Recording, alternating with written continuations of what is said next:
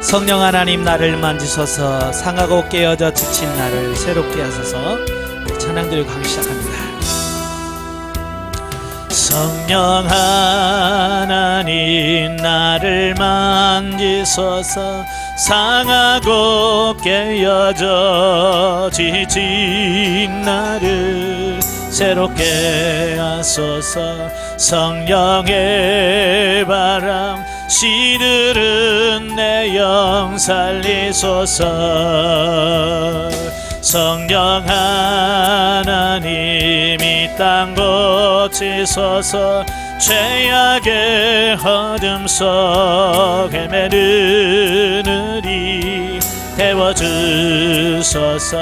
성령의 불로 세상 헛된 맘 태우소서. 임하소서. 성령 하나님이시여 지금 이곳에 임하소서. 바람처럼 물처럼 성령이여 임하소서. 임하소서. 임하소서. 성령 하나님이시여 지금 이곳에 임하소서. 바람처럼 물처럼 성령이여 임하소서. 아멘. 기도하겠습니다. 은혜로우신 아버지 감사합니다. 오늘도 우리를 사랑하셔서 귀한 훈련의 장소로 인도하시고 영성과 성령에 대한 강의를 같이 나눌 수 있도록 은혜 주셔서 감사합니다.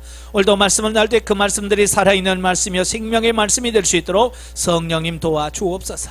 시종을 맡겨오며 예수님의 이름으로 감사하며 기도합나이다. 아멘.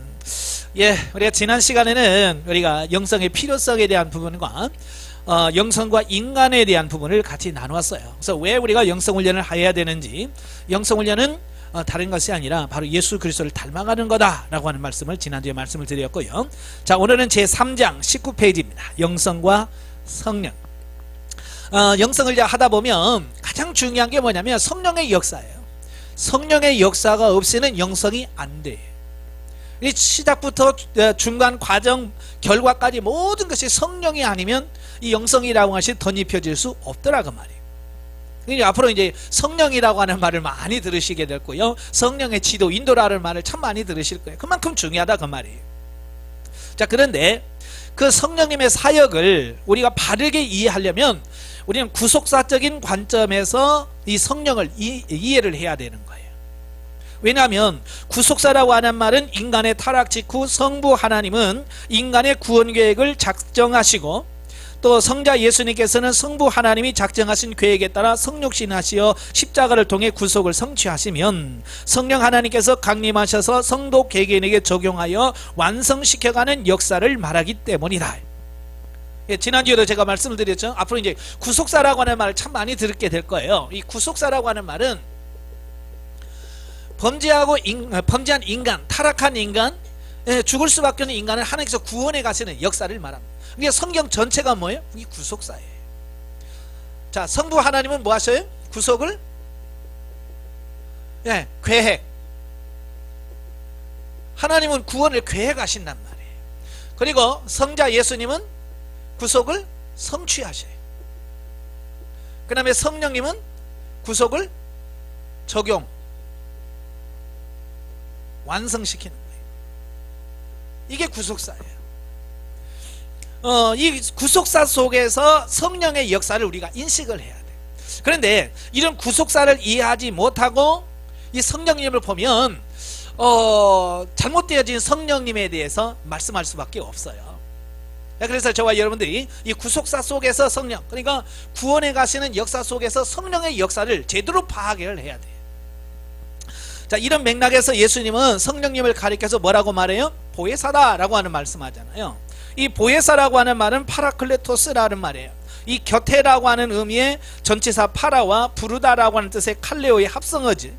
그러니까 문자적으로 보면 암흑의 곁으로 부름을 받은 자라는 뜻이지만, 일반적으로 그 재판관 앞에서 다른 일을 변호하는 자, 요즘은 변호사지, 변호사와 같은 역할을 하는, 또 혹은 곁에서 격려하고 권고하는 자, 다른 사람을 대신하여 탄원을 올리는 중개자라는 그런 의미를 가지고 있어요.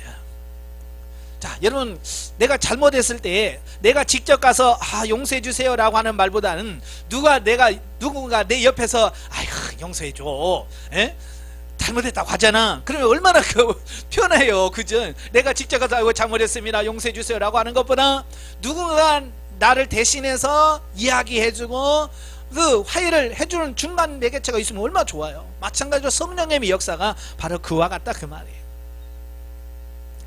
그래서 보혜사 성령님의 사역은 신자에게 그리스도와 그의 복음을 알려주는 계시자로서, 또 여러가지 방식으로 세상에서 그리스도를 증거하는 증거자로서 그 사역을 감당하십니다.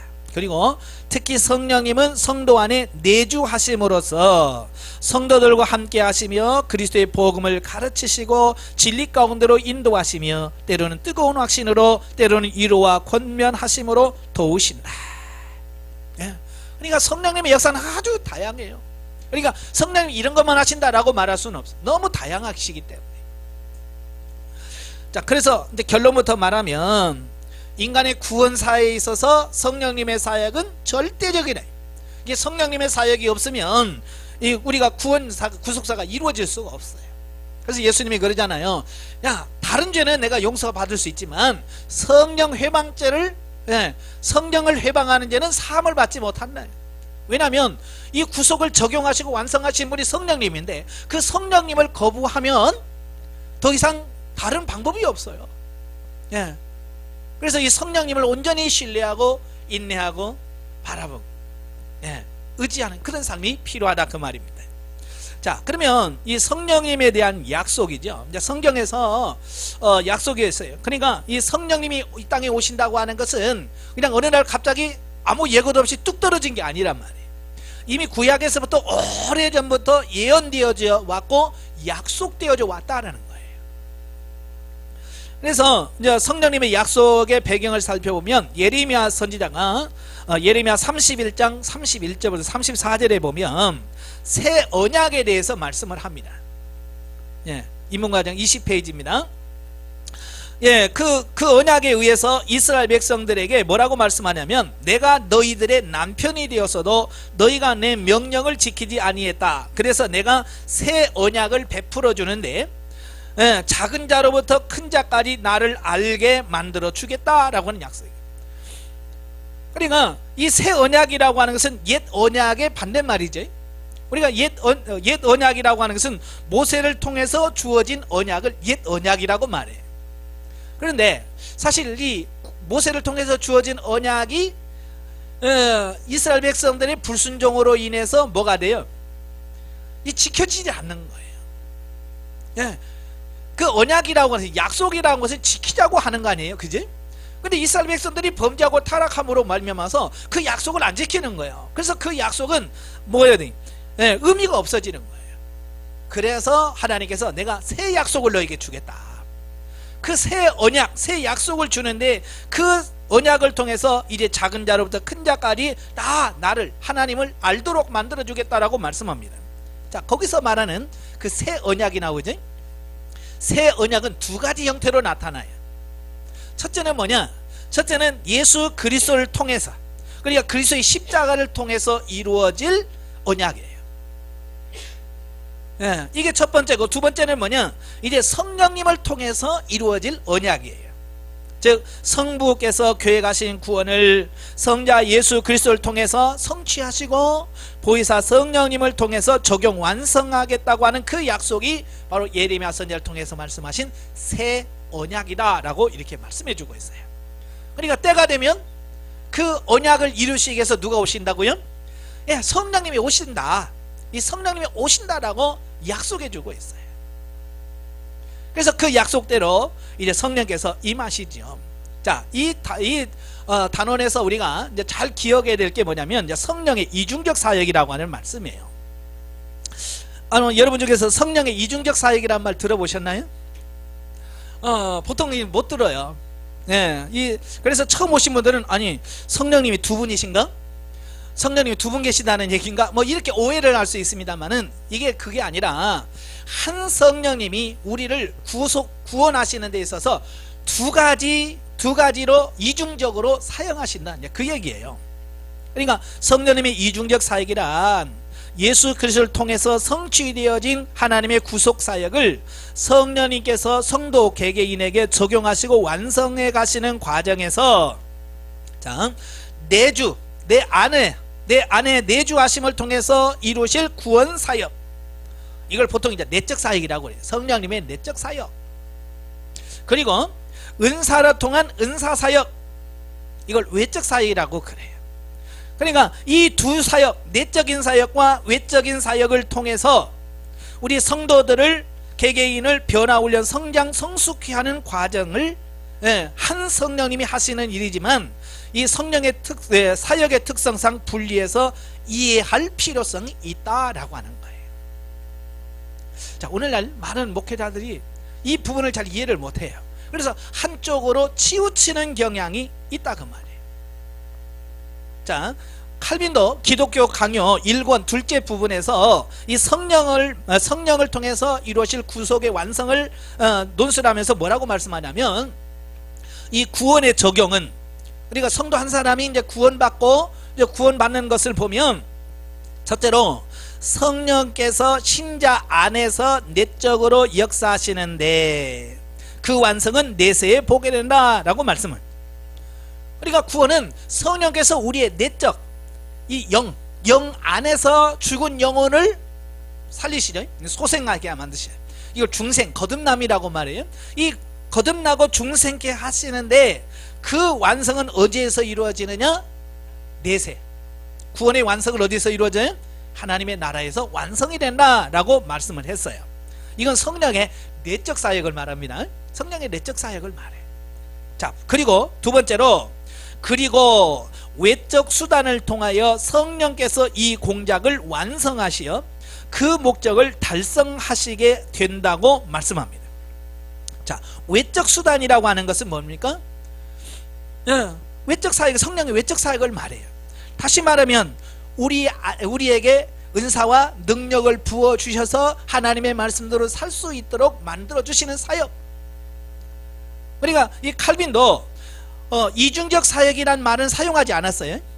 성령의 이중적 사역이란 말은 사용하지 않았지만 성령께서 한 사람을 구원해 가시는 과정에서 내적 사역과 외적 사역이 있다라고 하는 것을 분명히 말씀하고 있다라고 하는 거예요. 근데 아까도 말한 것처럼 대부분의 많은 사람들이 이 사실을 잘 이해를 못해요. 그러다 보니까 어느 한쪽으로 치우치는 이런 목회를 하게 될 수밖에 없어요. 그러니까 내적 사역에 대한 내적 사역을 인정하시는 분들은 이 내적 사역, 중생, 거듭남에 대한 부분만 말씀하는 거예요. 말씀만 강조하는 거예요. 그죠? 오직 말씀, 그 말씀이 틀렸다는 말이 아니에요. 그러나 그 반대편도 있다라고 하는 것을 우리 인식을 해야 되는데, 오직 말씀, 그 말씀만 가지고 사역을 하지 외적인 사역에 대한 부분을 잘 놓치는 경우가 많아요. 이제 반대로 그 외적 사역을 강조하는 교회는 주로 이제 은사적 활동과 은사만 강조하는 교회가 또 있어요. 자, 우리 한국 교회 보면 이렇게 양분이 되어 있어요. 말씀만 강조하는 말씀파 교회와 은사만 강조하는 은사파 교회가 있어요. 물론 이제 중간에서 이걸 접목하려고 하는 시도하는 목회가 있어요. 자, 크게 말하면 이제 세 분류가 있는데요. 그러니까 이 말씀이 중요하지만 말씀만 가지고는 안 돼요. 칼빈도 말하잖아요. 내적 사역과 성령의 외적 사역을 통해서 우리를 완성시켜 간다고 그랬거든요. 그러니까 이 은사와 말씀이 같이 조화를 이루어서 우리가 목회를 해야 되는데, 우리 한국교회를 보면 말씀만 가요. 그리고 어떤 교회는 또 기도만 해서 막 은사만 활동하는, 그러니까 이 부분이 문제가 있더라 그 말이에요. 그래서 우리가 이 부분을 어떻게 조화를 이룰 것이냐, 저와 여러분들이 이제 고민해야 될 부분이에요. 이 부분을 어떻게 조화를 이룰 거냐. 다음 시간부터 이제 그 내적 사역과 외적 사역을 이제 좀 더 구체적으로 말씀을 드리겠습니다만은, 자, 간단하게 보면, 자, 1. 성령의 구원 사역. 성령의 구원 사역을 보통 이제 성령의 내적 사역이라고 말합니다. 자, 성령의 내적 사역은 우리는 이미 성령님의 오심의 축복을 구약에서 약속되었던 것들임과 이것은 주께서 부활 승천하신 후에 우리 신자들 속에 거하도록 보내신 보혜사 성령님을 통해서 성취되었다. 구약에서는 약속이잖아요, 그죠? 이거를 이렇게 해주겠다 약속하고, 그 신약시대에 실제로 오순절에 성령님의 강림하심으로 말미암아 그게 성취되어진 거죠. 지금은 약속시대가 아니라 지금 성취된 시대입니다. 자, 먼저 에스겔서 36장 25절부터 27절에 보면, 자, 맑은 물을 너희에게 뿌려서 너희로 정결하게 하되 곧 너희 모든 더러운 것에서와 모든 우상 숭배에서 너희를 정결하게 할 것이며, 또 내 새 영을 너희 속에 두고 새 마음을 너희에게 주되 너희 육신에서 굳은 마음을 제거하고 부드러운 마음을 줄 것이며, 또 내 영을 너희 속에 두어 너희로 내 율례를 행하게 하리니 너희가 내 규례를 지켜 행할지라고 약속하신 말씀인데, 이 말씀은 훗날 예수 십자가의 사건 이후에 나타날 오순절 성령 강림을 내다보면서 하신 것이다. 그러니까 이 구약에서 이 에스겔 선지자도 그 말씀을 전해도 듣지 아니하는 그 이스라엘 백성들의 그 강팍한 마음을 보는 거예요. 그러니까 말씀을 전하면 이 말씀을 받아들이고 회개하고 돌이키는 역사가 있어야 되는데 안 나타나는 거예요.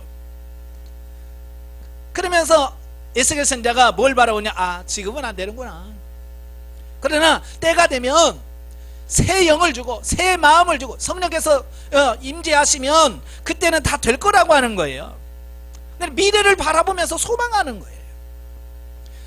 저와 여러분들이 얼마나 복받은 사람이냐면, 구약의 많은 선지자들, 이런 사람들은 바라만 본 거예요. 히브리서 그들은 바라만 본 거예요. 근데 우리는 뭐예요? 이미 성취되어진 그 삶 속에 살고 있다라고 하는 거예요. 그러니까 신약 시대는 우리 이 시대에 살고 있다는 그 자체만으로도 우리는 엄청난 복을 받은 사람들이에요. 영적으로 보면. 그죠? 감사하시죠? 이 시대에 태어난 거, 이 시대에서 그냥 살아가고 있다는 그 자체만으로도 우리는 감사가 돼. 내가 너희 속에 성령을 부어주시겠다라고 하시면서 에스겔서서는 성령을 너희 속에 두고, 성령을 우리 속에 두어진다. 여기 속이라고 하는 것은 우리 영입니다. 우리의 영에다가 성령을 주시고 하나님의 법, 즉 하나님의 율례와 규례를 지켜 행할 수 있도록 할 터이니 너희가 내 규례를 지켜 행할지라 라고 말씀하십니다. 즉 하나님이 영이신 성령이 우리의 속에 들어와 우리의 영을 거듭나게 할 뿐만 아니라 거듭난 영혼을 성량 성숙시켜 영혼의 구원을 완성시키겠다라고 말씀해 주고 있습니다. 그러니까 이런 성령님의 내적 사역이 없으면 우리의 영혼은 거듭날 수도 없고 우리 영혼이 성장 성숙할 수가 없는 거예요. 이런 성령님의 내적 사역이 있기 때문에 이게 가능하다 그 말이에요. 아시겠죠? 자, 그 다음에 이제 성령의 은사 사역입니다.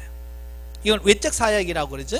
자, 성령의 외적 사역에서는 요엘서 2장 28절부터 29절에 보면, 그 후에 내가 내 영을 만민에게 부어주리니 너희 자녀들은 장래 일을 말할 것이며 너희 늙은이는 꿈을 꾸며 너희 젊은이는 이상을 볼 것이며 그때 내가 또 내 영을 남종과 여종에 부어줄 것이며 해서 그 후에라는 말이 나오죠. 그 후에. 여기서 그 후에라고 하는 말은 뭐예요? 바로 예수 그리스도의 십자가의 사건과 부활 승천하신 이후를 가리키는 거예요. 예. 때가 되면, 근데 그 때가 뭐냐, 그 후에가 뭐냐, 바로 예수님께서 이 땅에 오셔서 십자가 사역을 마무리하시고 부활하시고 승천하시고 난 이후에 오순절에 성령께서 강림하신다고 말이에요. 그걸 지금 말씀하고 있는 거예요. 그때 뭐가 있어요? 내가 만민에게 성령을 부어주시겠다라고 말씀해 주시는 거예요. 부어주시겠다. 자, 그런데 여기서 만민이라는 말이 나오죠. 이 만민이라고 하는 말을 직역하면 모든 육체의 그런 뜻이에요. 예. 그러니까 성령을 부어주시는데 어디다 부어준다고요? 우리 육체에. 아까 내적 사역은 뭐라고 그랬어요? 너희 속에. 예, 속에 넣어주시는, 예, 속에 두시는 성령과 부어주시는, 육체에다가 부어주시는 성령, 이 두 가지 사역이 있어요. 그래서 이중적 사역이라고 말하는 거예요. 예, 그래서 이제 사도행전에 보면 2장 16, 17절에서 이제 베드로가 오순절 성령 강림을 받고 모인 무리들에게 설교하는 내용 중에서 뭐라고 말씀하냐면, 이는 곧 선지자 요엘을 통하여 말씀하신 것이니 일렀으되 하나님이 말씀하시기를 말세에 내가 내 영을 모든 육체에게 부어주리니 라고 말해요. 그러니까 이 베드로는 오순절 성령 강림을 받고 나니까 뭐요? 아, 이건 구약에서 요엘 선지자가 예언한 그 말씀의 성취라고 하는 것을 깨닫게 되는 거예요. 예, 그래서 뭐 방언하니까 사람들이 뭐라고 그랬어요? 이거 술 먹고 술 취하니 술주정한다라고 얘기하는 거예요. 모르니까. 그러니까 그 말을 듣고 베드로가 나가서, 야, 지금 몇 시냐? 이 시간에 술 먹고 술주정하는 사람 누가 있냐? 우리는 술 취한 게 아니라 우리 그 요엘 선지자가 예언한 그 예언의 성취를 맛보고 있다. 그 얘기를 하고 있는 거예요. 그러면서 뭐라고 그래요? 모든 육체에다가 부어주리나. 근데 그 말씀이 지금 이루어졌다는 거예요. 즉 성령의 은사사역은 은사와 능력을 우리의 육체에게 부어주셔서 하나님의 말씀에 순종하지 못하는 육체를 변화시켜 하나님의 뜻에 순종하여 살 수 있도록 하실 것을 약속하셨다라고 하는 것을 말씀해 주고 있어요. 그러니까 내적 사역은 뭐예요? 우리 영이 죽었어요. 하나님과 관계가 단절되었어요. 바로 그 단절된 영의 성령께서 임하심으로 그 죽었던 영혼을 다시 살리는 거예요. 이걸 거듭남 중생사역, 이건 성령님의 내적 사역을 말합니다. 예. 자, 그런데 내 속사람이 거듭나고 중생했다고 해서 이 구원을 완성해 가는 건 아니에요. 왜냐하면 우리 육체는 여전히 죄 가운데 살고 죄에 물들어 있단 말이에요. 이 육체가 하나님의 말씀대로 안 사는 거예요. 지난 시간에 제가 인간론에 대해서 말씀할 때도 그랬잖아요. 내가 예수 그리스도를 믿었어요. 거듭나고 중생했어요. 그런데 예수 믿는 사람다운 삶이 나온다고 그랬어요? 안 나온다고 그랬어요? 안 나온다고 그랬어요. 왜요? 예, 영은 연약하고 육체는 강하단 말이에요. 그러니까 살 수가 없어. 그래서 하나님께서 우리 육체에다가 은사와 능력을 부어주시는 거예요. 그래서 우리 육체와 이걸 변화시키는 거예요. 은사를 경험하면서 성령을 경험하면서 우리의 사고를 바꿔 우리의 가치관을 바꾸는 거예요. 그래서 이 육체가 내 맘대로 살던 육체가 이제는 하나님의 말씀대로, 아니 내 안에 있는 영의 인도화를 따라 살 수 있는 삶으로 바꿔 가시는 거예요. 그 작업이 이 육체의 다스림이 없이는 불가능한 거예요. 그래서 하나님께서는 우리 육체에다가 성령을 부어주셔서 그 육체의 사고와 가치관을 바꿔주시는 거예요. 자, 칼빈이 전적 타락, 전적 무능이라는 말을 썼어요. 그러니까 하나님을 떠난 우리 인간은 조금 어디 고쳐서 쓸만한 존재가 된다 안 된다? 안 된다는 거예요. 완전히 처음부터 끝까지 완전히 완전히 타락해서 뭐 하나 하나님의 선, 착한 것을 할 수 있는 부분이 하나도 없는 거예요. 그래서 하나님은 우리를 어떻게 할 수가 없어. 우리 이 범죄하고 타락한 육신을 가지고는 하나님의 뜻을 이룰 수가 없는 거예요. 그래서 하나님께서 우리 몸에다가 은사와 능력을 부어주셔서 우리를 변화시켜서 하나님 말씀대로 살 수 있는 존재로 바꿔주시겠다라고 말씀해 주시는 거예요. 쉽게 말하면 이런 거예요. 어디 아파서 뭐 한의원이나 가면 그분들이 뭐 하면서 뭐라 그래? 체질 개선해야 된다. 이 체질이 안 바뀌면 안 된다, 그런 말 하지. 바로 그런 거예요. 우리는 완전히 육적 체질이야. 죄 짓는 체질이에요. 그러니까 그 체질을 바꾸지 않으면 우리는 아무리 거듭나고 중생을 해서도 그 체질대로 계속 그렇게 살 수밖에 없는 거예요. 그래서 예수 믿어도 계속 죄 짓고 그 안에서 살아갈 수밖에 없는 거예요. 그래서 하나님께서 야, 안 되겠다, 너 체질 개선 좀 하자. 예, 체질 개선죠. 맞아. 그래서 우리 육체에다가 성령 은사와 능력을 부어주시는 거예요.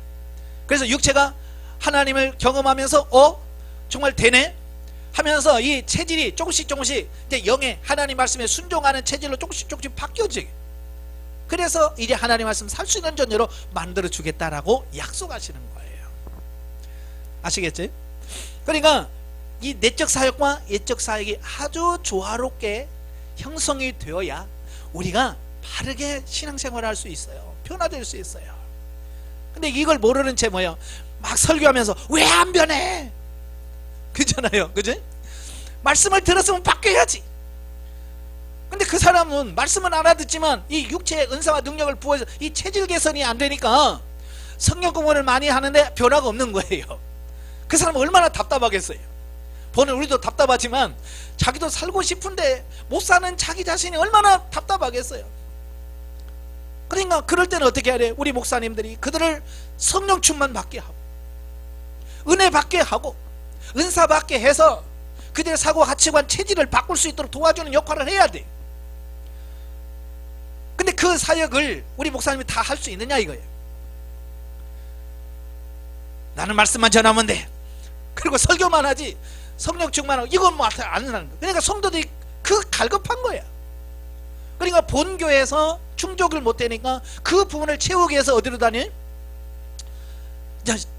돌아다니는 거야. 여러분 모르시죠? 여러분 성도들 돌아다니는 거야. 예, 기도원 가면 거기서 있고 어디 가서 또 기도해야 한다 그러면 거기 앉아 있고. 왜 그래요? 예, 자기 교회에서 채워지지 못하는 그 부분 때문에 그러는 거예요. 그러니까 여러분들이 이제 내적 사역과 외적 사역을 정확하게 이해를 하셔야 돼요. 그래서 성도들에게 내적인 부분 말씀으로도 충족시켜야 되지만 외적으로도 은사와 능력을 통해서 그들이 경험하고 체험하고 바꿀 수 있도록 해줘야 되는 거예요. 그래야 교회가 활력 있는 교회가 아니고 능력 있는 교회가 되어지는 거예요. 자, 그러면 중요한 건 큰 3번이에요. 자, 성령의 이중적 사역에 대한 성경적 증거. 예, 아무리 그럴싸해도 성경에서 근거하지 않으면 그냥 인본주의적인 어떤 그런 지식적인 것밖에 안 되잖아요. 분명히 성경에서 지지를 해야 되고 성경에서 근거를 가져야 돼요. 자, 성령의 이중적 사역을 모르면 자 우리가 치우칠 수밖에 없다고 그랬죠. 자, 1. 구약에서의 약속. 자, 에스겔 선지자는 그 에스겔서 36장 25절 27절을 통해서 그 언약한 말씀을 우리 속에 생명 되시는 성령님을 허락하심으로 인격의 본질이 변화되어 하나님의 말씀을 지킬 수 있는 인간으로 만들어주겠다라고 하는 말씀이죠. 그러니까 에스겔서는 그러니 너희가 지켜 행하라는 말씀은 성령의 구원 사역, 즉 내적 사역을 말씀하고 있는 말씀이에요. 에스겔서 36장은. 자, 반면에 자, 요엘서 남녀가 여종에게 즉 만민의 육체에다가 성령을 부어주시겠다고 하는 말씀은 성령의 은사사역이면서 외적 사역이라고 이렇게 말씀해주고 있어요. 그러니까 구약에서도 이미 성령의 내적 사역을 말하고 있고 외적 사역에 대해서 말씀하고 있다라고 하는 거예요. 단지 거기에 이건 외적 사역이라 내적 사역이라고 말하지 않을 뿐이지. 중요한 것은 예수님께서 뭐라고 말씀하셨냐 이거예요. 예. 예수님이 말씀의 끝이잖아요. 그죠? 예수님 말씀하니 끝난 거예요. 예수님 뭐라고 말씀하시느냐. 자, 신약에 와서 주님께서 말씀을 살펴보면 예수님께서 십자가에 죽으시고 부활하신 후에 제자들에게 나타나셔서 평안이 있을지어다 라고 말씀하죠. 너에게 평강이 있을지어다 라고 말씀하시면서 숨을 내쉬며 이르시되 뭐라고 그래요? 성령을 받으라 그래요. 예, 성령을 받으라. 자, 이 말씀은 뭐냐? 성령의 내적 사역을 말합니다. 예, 성령을 받으라. 예, 이건 내적 사역을 말합니다. 그런데 분명히 그때 성령을 받으라라고 말씀했죠. 그런데 예수님께서 승천하시기 전에 제자들에게 또 똑같은 제자들에게 뭐라고 말씀해요? 너희는 위로부터 능력으로 입혀질 때까지 이 성에 머물라 라고 말씀하시는 거예요. 아니 분명히 요한복음 앞에서 20장에서는 성령을 받으라 라고 말해놓고 또 위에서부터 능력이 입혀올 때까지 이 성을 떠나지 말고 기도해라 라고 말하는 거예요. 자, 이걸 내적 사역과 외적 사역을 구분하지 못하면 이게 무슨 말인가 이해가 안 되죠. 그죠? 자, 그런데 20장은 내적 사역을 말하고 바로 누가복음 24장은 외적 사역을 말한다고 말이에요. 그래서 예수님도 이렇게 내적 사역과 외적 사역에 대한 말씀을 하셨어요. 중요한 것은 이제 그걸 한 번에 말씀하신 것이 나와요. 요한복음 14장 16절부터 17절이에요. 자, 보혜사 성령 곧 너희 진리의 영이라 말씀하시며 보혜사 성령이 너희에게 오시면 너희와 함께 거하시며 그리고 또 이어서 너희 속에 계시겠습니다. 아니, 성령님께서 그냥 오신다 그러면 될 텐데 너희 속에 거하시고 또 너희와 함께 거하실 거다라고 하는 말씀을 합니다. 여기서 너와 함께 하시는 성령과 너희 속에 계시는 성령의 역사가 다르다라고 구분하고 있다는 거예요. 이것은 곧 에스겔 선지자 약속하신 내적 사역과 요엘서에 말씀하신 성령의 외적 사역을 말씀하고 있는 것으로 우리가 알 수 있어요. 예. 우리가 같은 성경을 봐도 이런 부분을 우리가 못 깨닫고 갈 때가 많잖아요. 예? 우리가 다 아는 건 아니죠. 성령께서 우리의 눈을 열어서 보게 하시고 깨닫게 하셔야만 알 수 있는 거예요. 그러니까 이런 부분을 통해서 우리가 성령의 이중적 사역을 예수님께서 이미 말씀하고 계셨다라고 하는 거예요. 예. 이제 보통 보면 그래요. 아니, 성경의 이중적 사역이라는 말이 어디냐라고 하는 따지는 분들이 계셔요. 아, 그러고 보면 삼위일체 교리는 성경에 나와야 안 나와요? 삼위일체란 말 하나도 안 나와요. 그 이단들이 자꾸 그러죠. 야, 삼위일체 말이 성경에 어디 나오냐? 그래도 우리는 삼위일체 교리가 우리 기독교의 가장 핵심적인 교리로 인정을 하고 있고 삼위일체를 교리를 부인하면 뭐예요? 이단으로 정죄하는 거예요. 근데 삼일체 교리라는 게 뭐예요? 성경 전체에서 말하고 있는 삼위 하나님에 대한 부분을 종합 요약해 놓은 것을 삼위일체 교리라고 말하는 거예요. 그러니까 이중적 사역이란 말이 어딨냐 라고 말하는 게 아니라 성경 전체에서 의미하는 바가 뭐냐를 아는 것이 더 중요하다 그 말이에요. 그러니까 말장난하지 말자는 거예요. 말장난. 네. 자, 그런 건 이제 사도행전의 증거입니다. 이제 사도행전의 증거인데, 자, 예수님께서 사도행전 1장 4절 5절에 보면 아버지의 약속하신 것을 기다리라. 너희는 몇 날이 못되어 성령으로 세례를 받으리라. 다시 말하면 구약 선지자들을 통해서 아버지의 약속하신 성령을 기다리라는 거예요. 구약에서부터 에스겔 선지자, 요엘 선지자가 예언했던 그 아버지의 약속하신 성령을 기다리라고 말씀하는 거예요. 그래서 제자들은 그 말씀을 듣고 120명이 모여서 한 곳에 모여 간절히 기도하지요. 예. 예. 열흘 동안 열심히 기도합니다.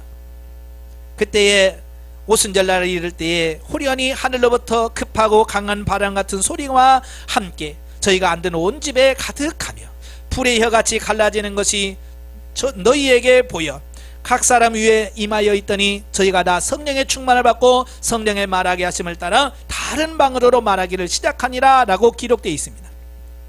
자, 근데 이 말씀을 잘 보면 이 말씀 속에 성령의 이중적 사역이 나와 있다는 거예요. 사도행전 2장 2절을 보면 뭐라고 되어 있냐면 호련히 하늘로부터 급하고 강한 바람 같은 소리가 있어 저희 앉은 온 집에 가득하며 라고 되어 있죠. 가득이라는 말이 나와요. 그 다음에 4절에 보면 저희가 다 성령의 충만함을 받고 다른 말을 하게 방언으로 말하기 시작했다라고 말씀이 나와요. 자, 여기서 2절에 가득이라는 말과 자 4절에 나온 충만이란 단어, 우리는 뭐 가득이나 충만이나 뭐 그게 그거 아니야 라고 말할 수 있죠. 네? 그죠? 그러나 이 단어는 분석해 보면 다르다는 것을 알게 돼요. 그러니까 2절에 나오는 가득이라고 하는 말은 플레로, 네, 플레로라는 말이죠. 이 플레로라고 하는 말은 가득이라고 하는 어근에서 나온 프레레스인데 이 형용사로서 항상 충만해 있는 것을 가리키는 말입니다. 이 플레로라고 하는 말은 항상 충만해 있는 것. 그리고 사전에 나온 충만은 플레도라고 하는 말인데요. 기본어인 플레오의 중복형인 핀플레미에 즉 영향을 주다라는 뜻을 가지고 있는 거예요. 자, 여기서 우리는 두 단어가 말하고자 하는 의미가 완전히 다르다고 하는 것을 발견할 수 있어요. 다시 말해서 2절의 가득이라고 하는 플레레스는 내적인 생명으로서의 성령의 내적 충만을 말하고 있습니다. 예. 그러니까 이 내적으로 그 성령이 가득 찼다 그 말이에요. 가득 채워졌다. 그 말씀을 하고 있는 거예요. 그러니까 우리 영 안에서 이루어지는 일들을 우리가 말합니다. 자, 그리고 4절에 충만이라고 하는 플레도라고 하는 말은 외적인 능력으로 성령의 외적 충만을 말하고 있다. 그러니까 내적인 충만이 이루어졌고 외적으로도 동시에 충만함이 이루어졌다라고 하는 거예요. 자, 그런데 여기서 이제 중요한 것은 이 내적인 충만과 외적인 충만에 대한 부분이에요. 자, 우리가 거듭나고 중생하면 성령께서 내 안에 들어오셔서 내주하시죠. 내주하십니다. 그래서 내주하신 성령님이 나의 모든 인격과 모든 부분을 주관하시고 이끌어 가시죠. 자, 그리고 이 플레도라고 하는 충만함이라고 하는 말은 이건 그 내적인 충만함은 뭐냐면 한번 충만하면 영원토록 떠나지 않는 거예요. 이 내적 사역은 한번 내 속에 들어오신 그 성령님은 절대로 나를 버리시거나 나를 떠나지 않으셔요. 자, 근데 문제는 뭐냐? 이 외적 충만을 말합니다. 이 플레도라고 하는 말. 이 플레도라고 하는 말은 약간 달라요. 이것은 항상 충만해 있어야 할 것에 대한 말씀을 합니다. 예. 그러니까 플레레스는 항상 충만해 있는 것이지만 이 플레도라고 하는 외적인 충만은 항상 충만해져야 하는 것이란 뜻이에요. 자, 우리가 이해하기 쉽게 이걸 예를 들어보면 이런 거예요. 여러분 오늘 이 자리에 오시기 전에 집에서 한 가지 확인하시고 오신 게 있을 거예요. 뭘 확인하셨어요? 여러 가지 확인도 하겠죠. 뭐 지문이 잠겼나 뭐 가스는 잠겼나 그렇게 하겠지만 제일 먼저 여러분들이 핸드폰 들고 오시죠. 핸드폰 들고 나오시면서 뭘 확인합니까? 배터리가 얼마나 충전됐나 그거 확인하시잖아요. 그죠? 딱 보고 어이구 이거 바닥이네 충전해야지. 충전해서 꼭 올 겁니다. 바로 이 플레도라고 하는 말이 바로 그런 거예요. 배터리에 충전하다, 또 가스통에 가스를 충전하다, 그럴 때 쓰는 말이에요. 그런데 여러분, 자, 오늘 핸드폰 충전을 풀로 100% 딱 했다고 해서 그게 계속 갑니까? 계속 가는 핸드폰이 있어요, 없어요? 자, 모르죠. 나중에는 이제 과학이 발달해 가지고 나중에는 한 번만 충전하면 그 핸드폰 다 고장나서 버릴 때까지 충전 안 하는 어떤 그런 핸드폰이 나올지도 모르겠어요. 그러나 지금은 안 그래요. 내가 오늘 아침에 100%를 충전해서 집에서 나왔지만 점점 이게 떨어집니다. 93, 92, 90, 80. 그래서 어느 저녁 때 되면 어이구 20% 아유 빨리 충전해야겠네. 떨어집니다. 마찬가지로 이 성령의 외적 충만이라고 하는 것은 바로 그와 같은 거예요. 내가 충전을 받아도 충만을 받아도 시간이 되면 시간이 지나면 이게 소멸되어진다는 거예요. 이게 특징이에요. 그래서 오늘 핸드폰 충전했으면 내일도 또 해야 되고 모레도 또 해야 된다라고 하는 것을 보게 되어집니다. 그러니까 이런 거예요. 많은 분들이 속는 이유가 이 플레도는 계속 충전해야 되는데 한 번 충전하고 우리는 계속 그게 계속 내 안에 남아 있을 거라고 생각하는 게 이게 문제란 말이에요. 자, 아마 여러분 성도님들하고 이야기하다 보면 그런 얘기 많이 하시죠. 아이고 옛날에 10년 전에 내가 어느 기도원에 가서 불 받아가지고 뜨거워서 막 한참 했는데 그런 얘기 하시죠. 근데 지금은요, 지금은 아무것도 안 나타나죠. 바로 이런 거예요. 그때 풀로 충전이 됐어요.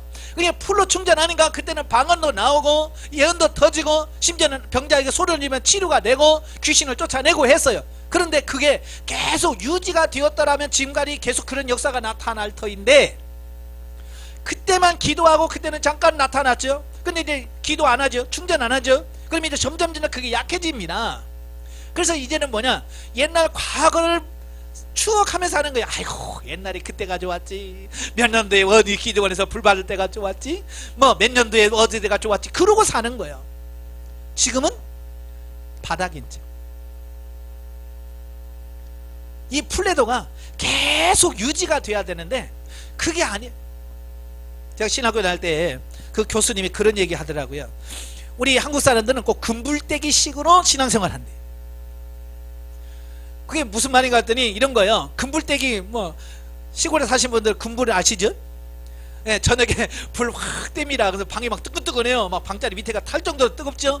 근데 이제 겨울 추운 날 되면 시간이 지나면 어때요? 점점 식어요. 그래서 겨울에 한참 너무 추우면 어때요? 이제 밤 새벽 1시나 2시에 가면 또 부모님이 나가서 또 불을 한번 확 떼요. 식을만 하면 가서 확 떼고, 식을만 하면 확 떼고. 이게 금불 떼는 시기라고 말이에요. 그러니까 항상 충만해 있어야 되는데 요즘 보일러는 어때요? 내가 온도를 조정만 딱 해놓으면 내려가면 다시 올려놓고, 내려가면 올려놓고. 그러니까 신경 쓸 필요가 없잖아요. 그죠? 계속해서 자기 온도에 맞춰서 그냥 계속 내려가면 올려놓고, 내려가면 올려놓고. 계속해서 보일러 같은 경우는 신경 안 써도 돼. 근데 이 시골에 부뚜막을 불 떼는 것은 이건 그렇게 할 수가 없는 거예요. 그러니까 막 불 떼면 확 너무 뜨거워서 막 방 밑에가 시커멓게 타잖아요. 옛날 그 시골 가보세요. 아랫목 가면 시커멓게 탄 자리가 있어요. 방자리가. 왜?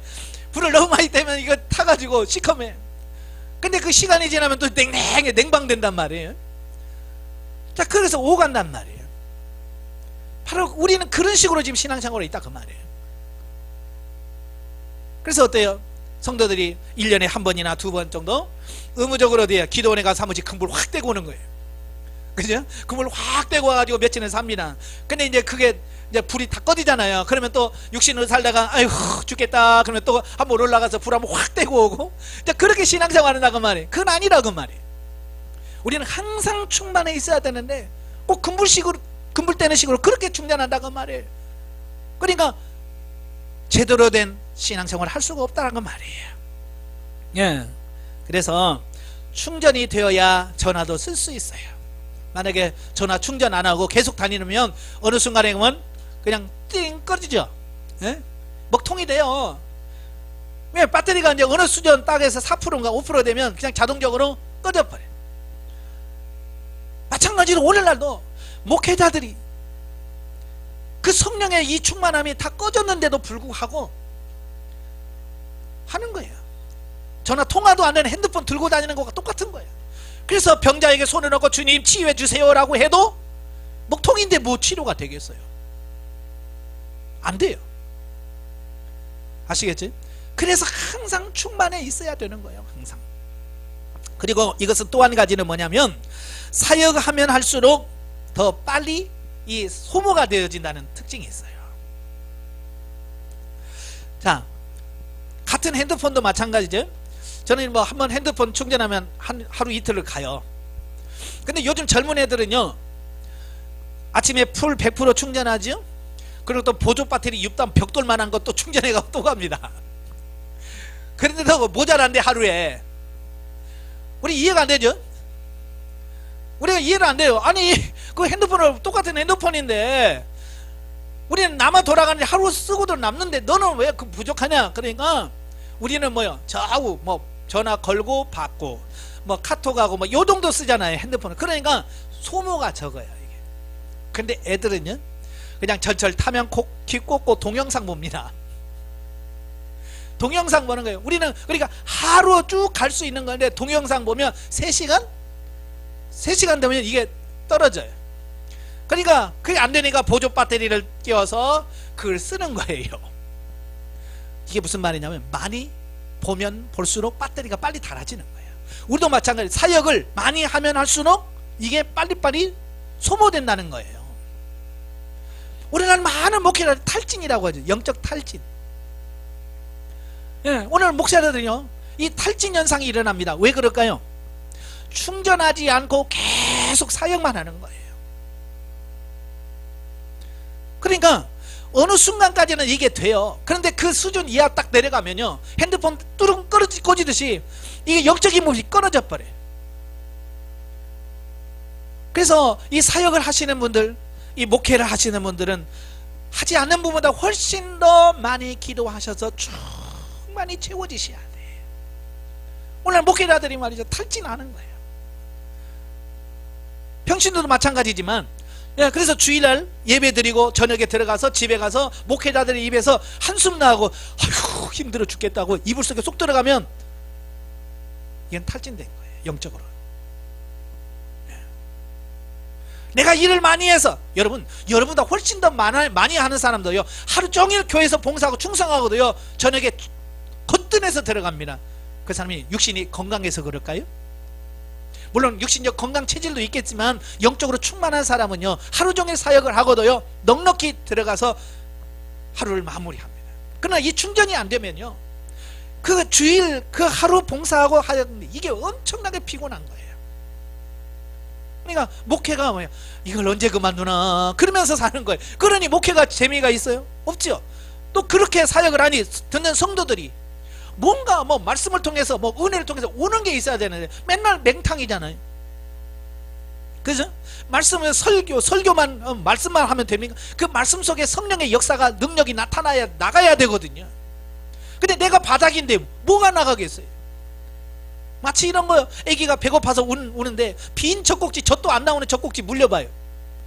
애가 몇 번 빨다가 안 나오니까 깨물지요. 그렇잖아요. 그러나 오늘 목회가 왜 힘드냐면 그런 거예요. 성도들은 젖을 먹으려고 와. 그런데 목회자들은 탈진이 돼서 빈 젖꼭지 물리는 거예요. 그러니까 성도들이 거기서 갈증을 느끼고, 그래서 시험 들고, 그래서 막 교회에서 뭐 불만이 나오게 되고 그러는 거거든요. 그러니까 그런 부분들을 우리가 인식을 하고 내가 먼저 충만할 수 있도록 하셔야 돼. 내가 충전이 돼야 돼. 예. 그래서 우리가 충전을 해야 되는데요, 또 사람마다 용량이 조금씩 다르더라고요. 기도의 분량이 마치 이런 거예요. 배터리, 핸드폰 배터리라고 다 똑같은 게 아니더라고요. 용량이 다 다르더라고요. 예. 그래서 용량이 크신 분들은 많이 기도해서 충만히 채워지면, 물론 채우는 기도 시간이 많지만 그 활동하는 이 시간도 많은 거예요. 지금 뭐 저는 내장형 배터리예요. 그래서 뭐 바꿀 수도 없고 그냥 계속 충전할 수밖에 없어요. 근데 예전에 처음 나올 때는요, 핸드폰에 배터리를 2개 줬어요. 저는 하나 얇은 거 하나, 그 다음에 대용량이라서 배 볼록 튀어나온 배터리 2개를 줬어요. 그래서 그 얇은 것은 아주 가볍고 날씬합니다만은 이건 딱 충전하면 하루밖에 안 가요. 충전 시간도 짧아요. 1시간 충전하면 이건 충전해서 하루 종일 쓸 수 있어요. 그런데 이 배 툭 튀어나온 이 대용량은 2시간 내지 3시간을 충전해야 돼요. 충전 시간이 길어. 그런데 이걸 한번 꼈다 그러면 그때 일주일 가요. 자, 중요한 것은 여러분이 내 용량이 얼마인가 이게 하는 게 중요한 거예요. 내 기도의 용량이 얼마나 돼야 되느냐. 그러니까 용량이 크고 내가 기도를 길게 해야 되고 많이 해야 될 사람인데 기도를 안 해요. 그러면 이거 충전이 되다 말다 그러니까 이게 안 되는 거예요. 아시겠죠? 그러니까 여러분 각자가 하나님 앞에, 주님, 내가 하루에 기도에 몇 시간씩 해야 될 분량입니까? 내 분량이, 내가 기도해야 될 시간이 몇 시간입니까? 하나님께 물어보세요. 그래서 그 시간은 여러분들이 충만하게 충전을 하셔야 돼요. 그래서 제가 훈련하면서 첫 시간부터 5시간씩 기도해야 된다는 이유가 바로 그거예요. 하루에 5시간씩 앉아서 주님 앞에 충전이 되어 있으면, 충만하면요, 이게 이제 그때부터 여러분의 삶이 달라지고요, 생각이 달라지고요, 사역이 달라집니다. 왜 지금 안 바뀌냐면 이게 안 되는 거예요. 충전이 안 되는 거예요. 예를 들어서 3시간 이상 충전해야 될 사람이 한 20-30분 하고 아이고 나는 피곤하니까 됐어 하고 충전하다 만 거예요. 3시간 충전해야 될 사람이 한 20-30분 하고 그냥 빼는 거예요. 그러니까 오전까지는 가요 이게. 그냥 오전 넘어가면 이게 방전이 되는 거예요. 그러니까 오전에는 생생해서 할렐루야 그러죠. 이제 점심 먹으면 완전 지쳐가지고 아이고 힘들어 이렇게 해도 저녁에는 완전히 뻗어. 왜냐? 충전이 되다 말아가지고 이게 안 돼서 그렇거든요. 예? 그러니까 여러분들이 내가 하루 충전이 풀로 충만이 되도록 기도하셔야 돼요. 그래서 저도 훈련할 때 처음에 6시간씩 기도했어요. 정말 아침에 새벽에 3시간 정말 강례상에 엎드려서 정말 3시간 동안 정말 기도했어요. 뜨겁게. 그리고 오전에 4시간 성경 읽고, 그 다음에 저녁에 8시부터 밤 11시까지 또 3시간 동안 정말 기도하고. 그러니까 이 강례상에 엎드려서 정말 충전하는 시간을 그렇게 가졌어요. 처음에는 이게 안 되더라고요. 충전이 안 돼요. 왜냐면 나도 바닥이었거든요. 바닥이라 이게 충전하는 시간이 엄청 길더라고요. 예? 근데 그 생활을 한 6개월 7개월 하니까요, 뭐가 느껴지냐면 내가 충전돼 있다 이걸 느껴요.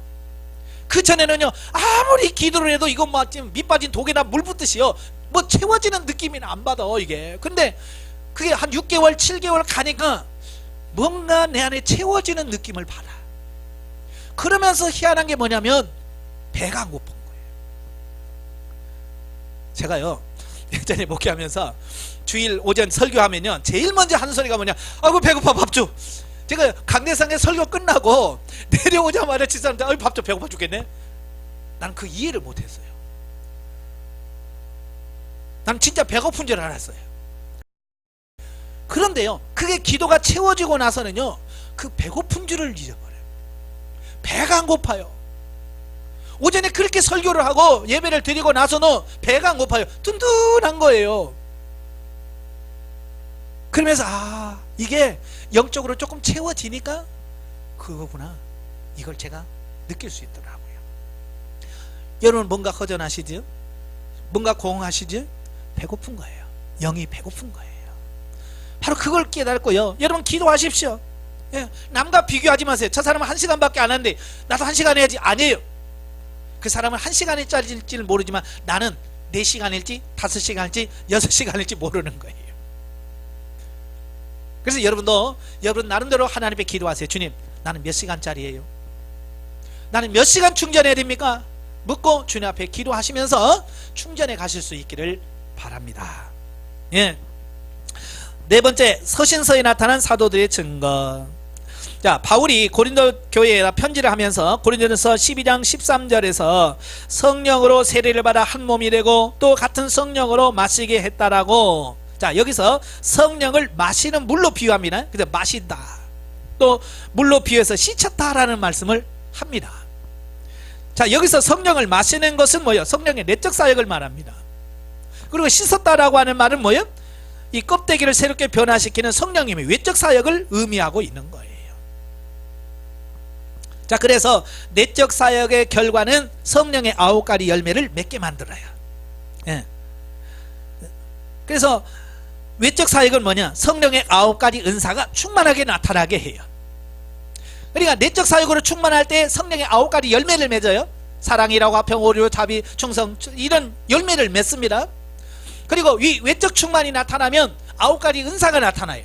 방언, 통역, 예언, 신유, 능력, 행함, 영분별, 믿음, 지식의 말씀에서 지혜 말씀의 은사가 나타나게 되어 있어요. 그러니까 내적 사역과 외적 사역이 분명히 이렇게 다르다고 하는 것을 우리가 잘 기억하시면 좋겠습니다.